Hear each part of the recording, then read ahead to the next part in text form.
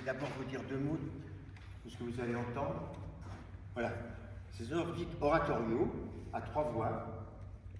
Il y a la voix de Christian Bobin, puisque c'est le spectacle éponyme et porte le nom d'une de ses œuvres, c'est L'homme qui marche, un tout petit recueil poétique.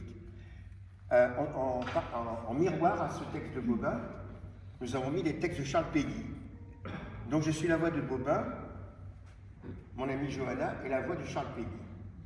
Et la troisième voix, c'est donc Sophie, la musique étant aussi une voix qui raconte une histoire, qui nous permet de méditer et qui nous entraîne, voilà.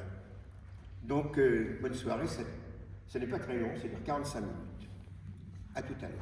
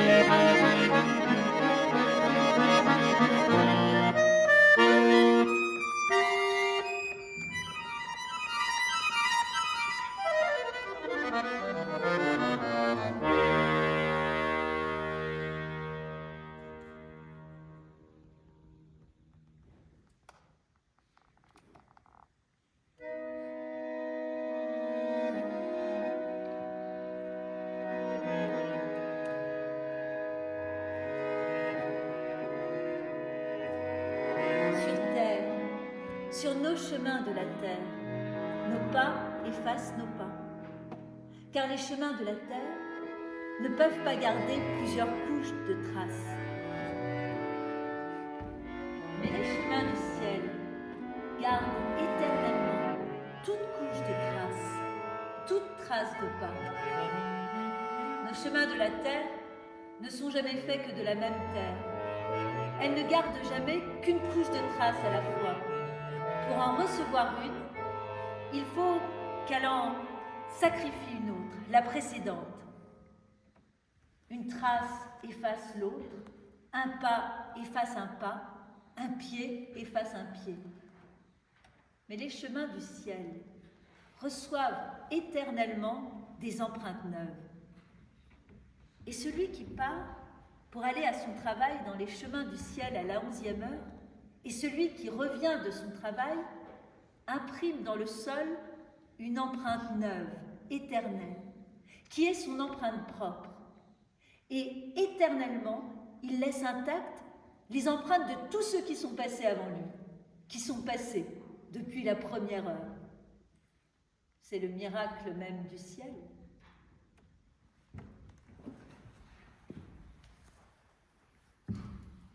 Il marche. Sans arrêt, il marche. Il va ici et puis là. Il passe sa vie sur quelques 60 km de long et 30 de large, et il marche.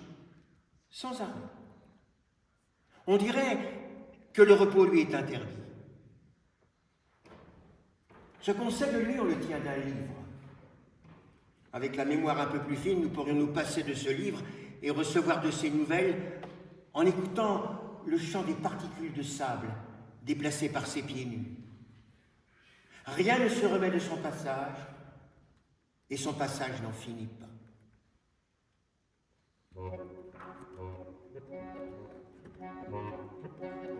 Heureux ceux qui l'ont vu passer dans son pays, heureux ceux qui l'ont vu passer sur cette terre, ceux qui l'ont vu marcher sur le lac temporel. Quand on pense, mon Dieu, quand on pense, quand je pense que c'était un homme comme les autres, un homme ordinaire, apparemment comme tous les autres, apparemment ordinaire.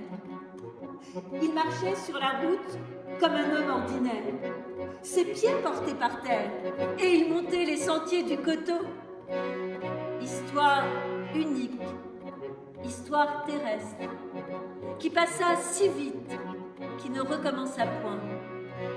La plus grande histoire de tout le monde.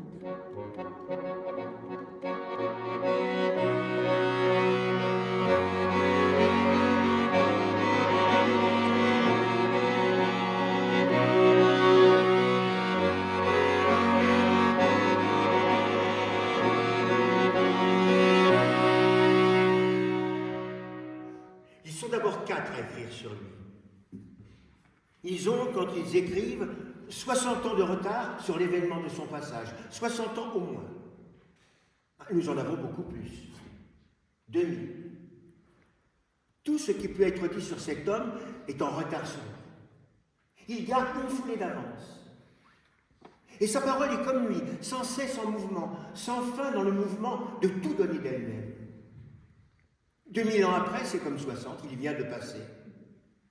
Et les jardins d'Israël frémissent encore de son passage, comme après une bombe, les ondes puissantes d'un souffle.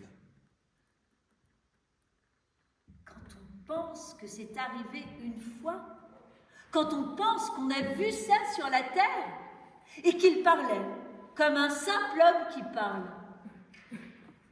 Mais qu'avaient-ils donc fait, ces hommes-là, pour être honorés de cet honneur, favorisés, fortunés, bénis de cette grâce?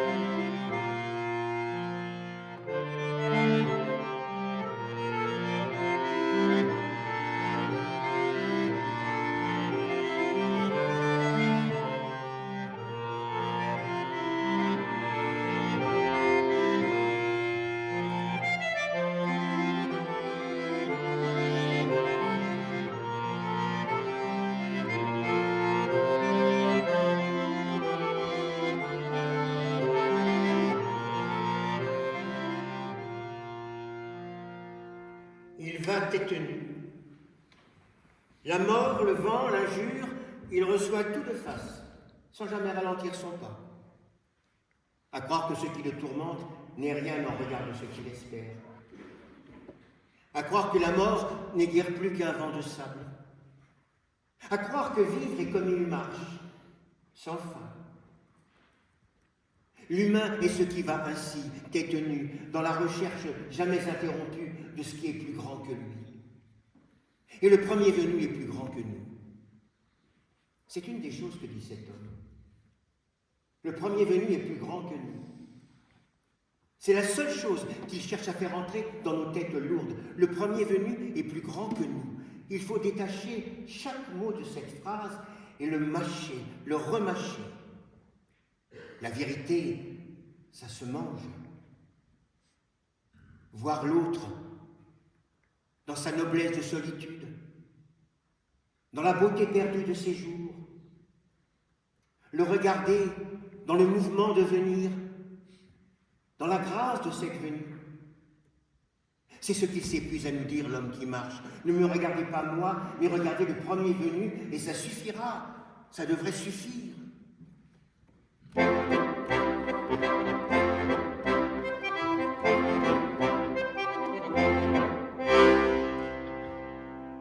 Il va droit à la porte de l'humain et il attend que cette porte s'ouvre. La porte de l'humain, c'est le visage. Voir face à face, seul à seul, un à un. Dans les camps de concentration, les nazis interdisaient aux déportés de les regarder dans les yeux sous peine de mort immédiate. Celui dont je n'accueille plus le visage. Et pour cela, il faut d'abord que je lave mon propre visage de toute matière de puissance. Celui-là, je le vide de son humanité. Et je m'en vide moi-même.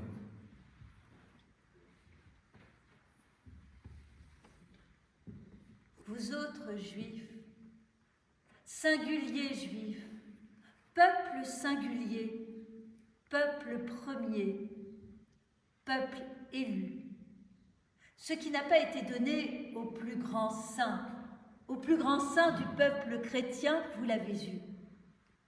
Vous l'avez connu et considéré dans sa misère. Et sa misère était votre misère. C'était un juif, un simple juif, un juif comme vous, un juif parmi vous. Vous l'avez connu, comme on dit d'un homme, je l'ai connu dans le temps. Nous sommes ses frères dans notre humanité. Mais vous, juifs, vous fûtes ses frères dans sa famille même, frères de sa race et de la même lignée pour éternellement. Juifs, vous ne connaissez pas votre bonheur. Israël, Israël, vous ne connaissez pas votre bonheur. Il est juif par son père, juif par sa mère, éternellement juif par sa façon d'aller partout sans jamais trouver nulle part un abri. Merveilleusement juif par son amour enfantin des devinettes.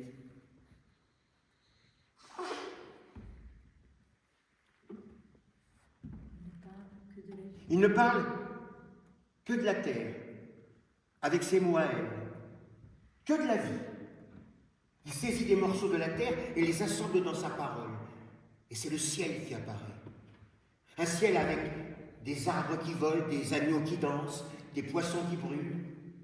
Un ciel infréquentable, peuplé de prostituées, de fous et de noceurs, d'enfants qui éclatent de rire et de femmes qui ne rentrent plus à la maison. Tellement de monde oublié par le monde et fêté là, tout de suite, maintenant, sur la terre comme au ciel.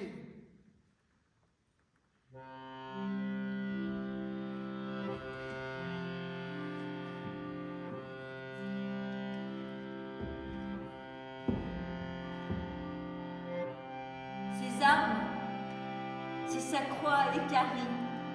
Voilà son armement, voilà son armoirie. Voilà son armature et son armurerie. Ses armes, c'est sa face maigrie et les pleurs et le sang dans sa barbe meurtrie et l'injure et l'outrage en sa propre patrie. Les disciples poltrons, voilà sa confrérie.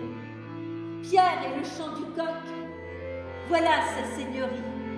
Voilà sa lieutenance et capitainerie. Ses armes, c'est l'éternelle empreinte de ses pas sur le sable. Ces armes, c'est la fragilité, c'est la vertu civique et c'est la liberté. C'est la femme et l'enfant et c'est la pauvreté.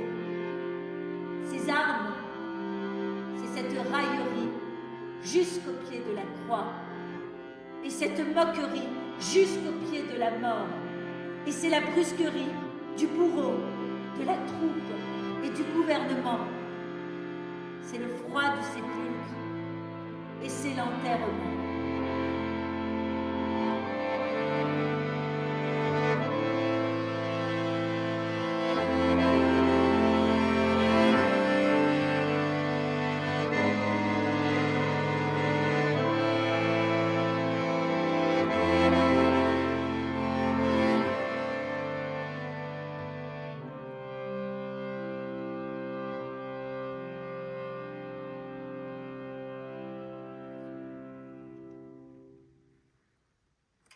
C'est une pesanteur des sociétés marchandes, et toutes les sociétés sont marchandes, toutes ont quelque chose à vendre, que de penser les gens comme des choses, que de distinguer les choses suivant leur rareté et les hommes suivant leur puissance. Lui, il a ce cœur d'enfant de ne rien savoir des distinctions. Le vertueux et le voyou, le mendiant et le prince, il s'adresse à tous, de la même voix limpide, comme s'il n'y avait ni vertueux, ni voyou, ni mendiant, ni prince, mais seulement deux humains face à face, et la parole dans le milieu des deux, qui va, qui vient. Ce qu'il dit est éclairé par des verbes pauvres. Prenez, venez, allez, partez. Aucune de ces paroles à demi données, à demi voilées, dont l'obscurité permet aux maîtres d'asseoir leur maîtrise. Il ne parle pas pour attirer sur lui une poussière d'amour. Ce qu'il veut, ce n'est pas pour lui qu'il le veut. Ce qu'il veut, c'est que nous nous supportions de vivre ensemble. Il ne dit pas « aimez-moi », il dit « aimez-vous ». Ah, il y a un abîme entre ces deux paroles. Il est d'un côté de l'abîme et nous restons de l'autre. Il ne fait pas de l'indifférence une vertu.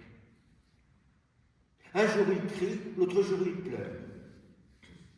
Il traverse tout le registre de l'humain, la grande gamme émotive. Si radicalement homme qu'il touche au Dieu par les racines. Il est doux et abrupt. Il brise, il brûle, il conforte. La bonté est en lui comme une matière chimiquement pure, un diamant. Son esprit est légèrement absent. Et ce rien d'absence est ce qui le rend attentif à tout. Pris dans un chaos de tumulte et de cris, serré par une foule qui se bouscule ses faveurs, comme on voit des moineaux s'abattre en nuée sur un seul morceau de pain, il distingue très bien le frôlement d'une seule main sur un pan de son manteau. Il se retourne aussitôt et demande qui l'a touché, qui lui a pris une part de sa force. La voleuse, car c'est naturellement une femme, car les femmes ont su très vite connaître en lui la plus grande intelligence vivante, l'intelligence du don. Car les femmes ne se trompent pas sur la lumière qui sort de lui. C'est la même qui s'en va d'elle pour baigner les chairs de leurs enfants. La voleuse par amour est sans doute celle qu'il a le mieux entendue. Prenez ce que je vous le donne sans condition. Et parce que je vous le donne absolument, il y en a absolument pour tous. Ce qu'on partage se multiplie.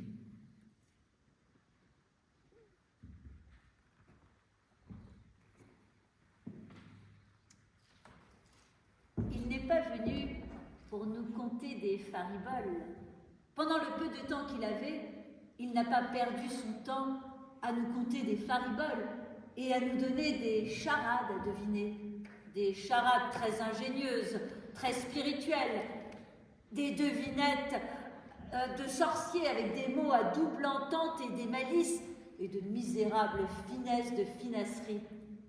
Non, il n'a pas dépensé son temps et sa peine. Il n'a pas perdu. Il n'a pas dépensé tout cela, tout son être, tout, pour nous donner à ce prix-là de la tablature à déchiffrer et des emberlificotages à n'y rien comprendre. À ce prix-là, il est venu pour nous dire ce qu'il avait à nous dire, comme un honnête homme parle à un honnête homme. Toi, quand ta mère t'envoie faire une commission chez le boulanger, quand tu vas chez le boulanger, tu ne te mets pas tout à coup à raconter des choses extraordinaires au boulanger. Tu fais ta commission et puis tu t'en reviens. Tu prends ton pain, tu payes et tu t'en vas. Lui, c'est pareil. Il est venu pour nous faire une commission. Il avait une commission à nous faire de la part de son père. Il est venu, il a payé, et quel prix, et il s'en va. Il ne s'est pas mis à nous raconter des choses extraordinaires.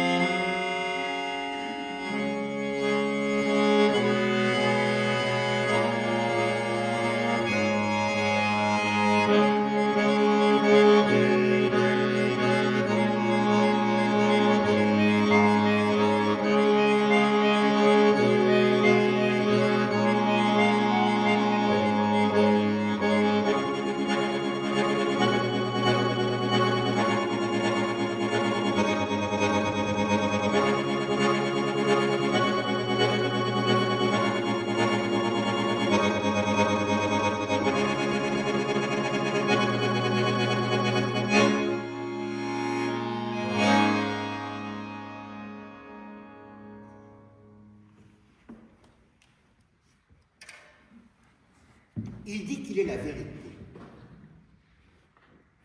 C'est sans doute la parole la plus humble qui soit. L'orgueil, ce serait de dire la vérité, je l'ai, je la possède, je l'ai mis dans l'écran d'une formule. La vérité n'est pas une idée, c'est une présence. La vérité, il l'est par sa parole, par son souffle, par sa manière amoureuse de contredire les lois de pesanteur sans y prendre garde. Que des millions d'hommes se soient nourris de son nom, qu'ils aient peint son visage avec de l'or, qu'ils aient fait retentir sa parole sous des coupoles de marbre, mais ne prouvent rien quant à la vérité de cet homme. On ne peut accorder crédit à sa parole en raison de la puissance historique qui en est sortie. Sa parole n'est vraie que d'être désormais, désarmé. Sa puissance est d'être sans puissance, nu, faible. pauvre, mis à nu par son amour, affaibli par son amour, appauvri par son amour.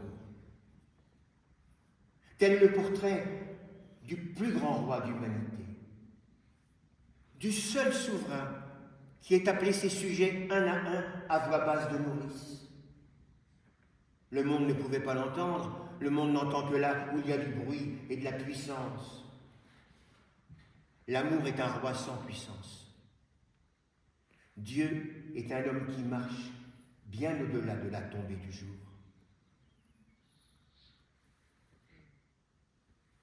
Il vient d'une famille où l'on travaille le bois.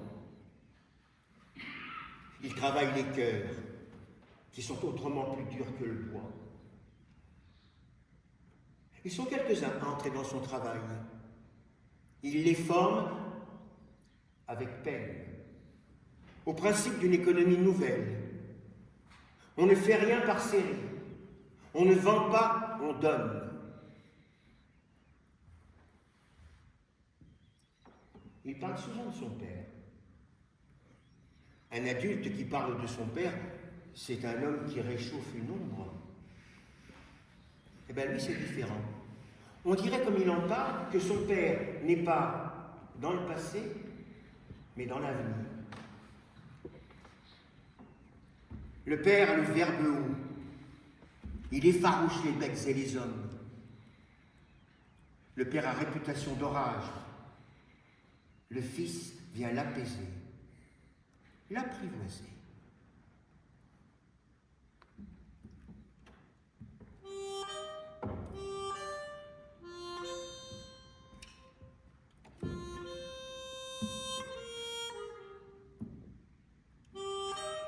Il a bien su ce qu'il faisait ce jour-là, mon fils qui les aime tant, quand il a mis cette barrière entre eux et moi. Notre Père qui êtes aux cieux. Ces 3 ou 4 mots, cette barrière que ma colère et ma justice peut-être ne franchira jamais. Notre Père qui êtes aux cieux. Mon fils a parfaitement su s'y prendre pour lier les bras de ma justice et pour délier les bras de ma miséricorde. Maintenant, il faut que je les juge comme un père. Pour ce que ça peut juger un père, un homme avait 2 fils. Pour ce que c'est capable de juger un père, un homme avait 2 fils. On sait assez comment un père juge. Il y en a un exemple connu. On sait assez comment le père a jugé le fils qui était parti et qui est revenu.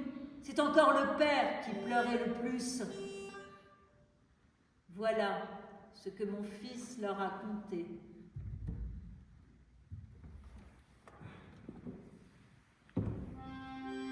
Il dit, voyez, mon père, c'est comme un homme qui avait 2 fils. Un sage et un fou, qui a voulu sa part d'héritage tout de suite, et qui l'a dépensé en vin, en femmes, en jeux de toutes sortes. Et puis il a eu faim, le fou, et il n'avait plus un sou en poche. Alors il est revenu honteux à la maison, il s'est caché dans un coin, et il mangeait avec les bêtes. Le père, quand il l'a découvert, il l'a serré dans ses bras, il l'a tiré en pleine lumière, il a décidé d'une grande fête pour tout le monde. L'autre fils a râlé, mais ça ne lui plaisait pas toutes ces dépenses d'un seul coup. Et pour qui? Pour un ingrat, un feignant. Mais à quoi ça sert d'être raisonnable, économe et fidèle? À quoi ça sert alors? Le père buvait, chantait, riait. Il n'a rien entendu de tous ses reproches. C'était un homme d'un genre particulier. Il n'entendait que la joie. Pour le reste, il était sourd.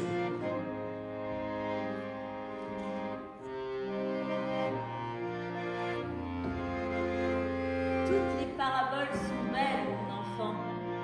Toutes les paraboles sont grandes. Mais sur celle-là, des centaines d'hommes et des milliers d'hommes ont pleuré les mêmes larmes, battu des mêmes sanglots, pleuré les mêmes larmes, fidèles, infidèles, pleuré comme des enfants. Un homme avait 2 fils. De toutes ces paroles, c'est celle qui a éveillé l'écho le plus profond. Une fois que cette parole a mordu au cœur infidèle et le cœur fidèle, nulle volupté n'effacera plus la trace de ses dents. Telle est cette parole. C'est une parole qui accompagne. Et aussi loin qu'aille l'homme, dans quelques pays où il se perde, dans quelque obscurité, aussi loin qu'il s'enfonce dans les ténèbres, toujours une lueur veille, toujours une lumière veille qui jamais ne sera mise sous le boisseau, toujours une lampe, toujours une lampe dans la fausse quiétude, un point d'inquiétude, un point d'espérance.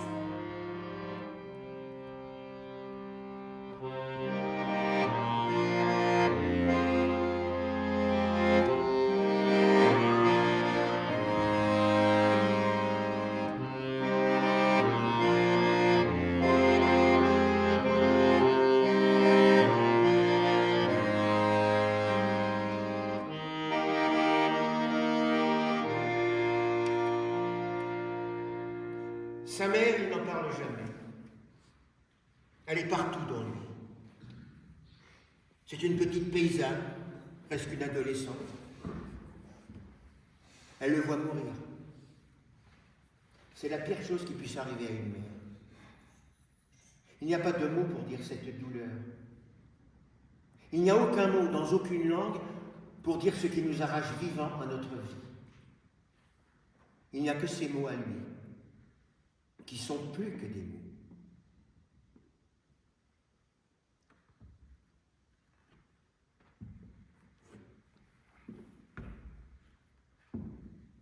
À présent, elle venait de le voir traiter comme il n'est pas agréable à une mère de voir traiter son garçon. On a tant de mal avec les enfants. On les élève et puis après, elle sentait tout ce qui se passait dans son corps, surtout la souffrance. Les enfants ne vous donnent que du tourment. Tout ce qu'il y avait dans son corps, comme dans le sien. Elle sentait son corps comme le sien, parce qu'elle était mère, parce qu'elle était une mère, parce qu'elle était sa mère.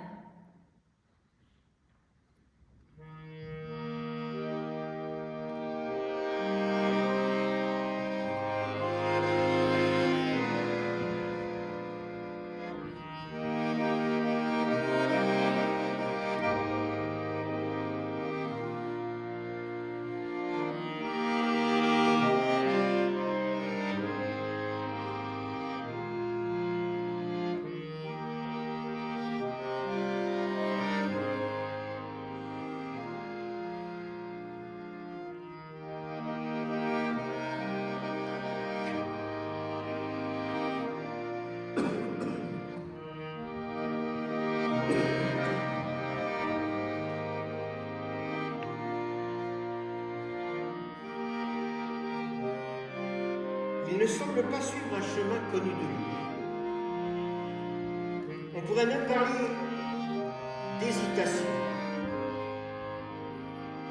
Il cherche simplement quelqu'un qui l'entende. Et cette recherche est presque toujours déçue. Son chemin est celui de ses déceptions, d'un village à l'autre, d'une surdité à la suivante.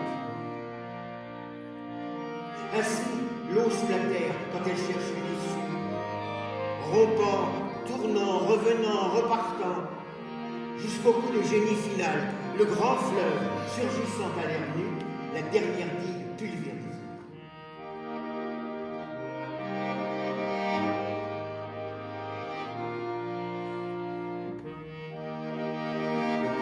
quelques-uns à suivre son pas, une poignée d'hommes et quelques femmes. Les femmes ont toujours eu un vieux lien conjugal avec la fatigue et le refus de la fatigue. Et à la fin, il annonce que là où il va, nous ne pourrons pas l'accompagner. Mais que ce n'est pas un abandon, parce que là où il va, il sera avec la même bienveillance continuée pour chacun. Là où il va, nous ne pourrons aller autrement que lui, seul, comme à un rendez-vous.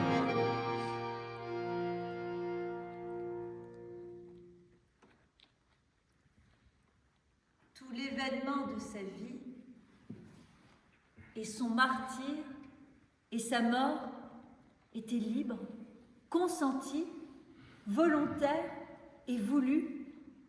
Toute sa vie et jusqu'au dernier moment, il était libre de ne point mourir pour le salut du monde.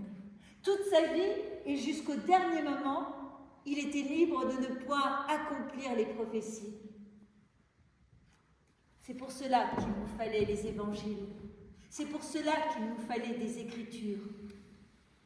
Il s'est livré à l'exégète, au critique, à l'historien. Il s'est livré à la controverse, comme il s'est livré aux autres injures.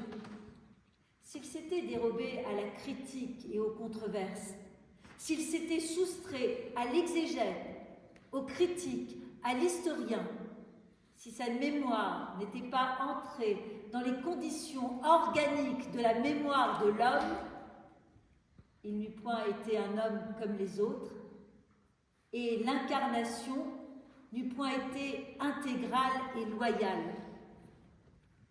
Il faut toujours en revenir là. Pour que l'incarnation fût pleine et entière, pour qu'elle fût loyale, pour qu'elle ne fût ni frauduleuse,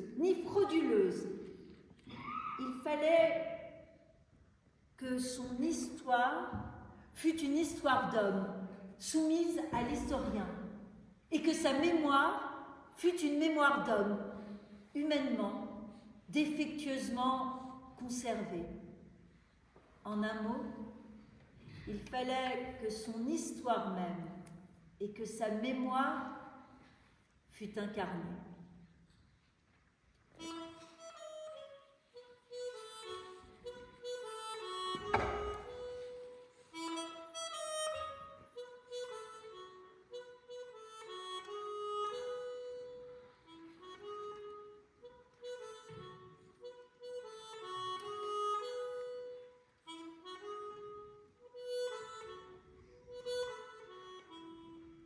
Les quatre qui décrivent son passage prétendent que mort, il s'est relevé de la mort. Là est sans doute le point de rupture. Cette histoire qui par bien des côtés emprunte à la lumière sereine d'Orient prend ici une dimension incomparable. Soit on se sépare de cet homme sur son point et l'on fait de lui un sage, comme il y en a eu des milliers, quitte à lui accorder un titre de prince, soit on le suit et on est voué au silence. Tout ce qu'on pourrait dire alors étant inaudible et dément. Inaudible parce que dément. L'homme qui marche est ce fou, qui pense que l'on peut goûter à une vie si abondante qu'elle avale même la mort. Ceux qui emboîtent son pas et pensent que l'on peut demeurer éternellement à vif dans la clarté d'un mot d'amour sans jamais perdre souffle. Cela dans la mesure où ils entendent ce qu'ils disent, force est de les considérer comme fous. Ce qu'ils prétendent est irrecevable, leur parole est démente. Et cependant, que valent d'autres paroles? Toutes les paroles échangées depuis la nuit des siècles. Qu'est-ce que parler?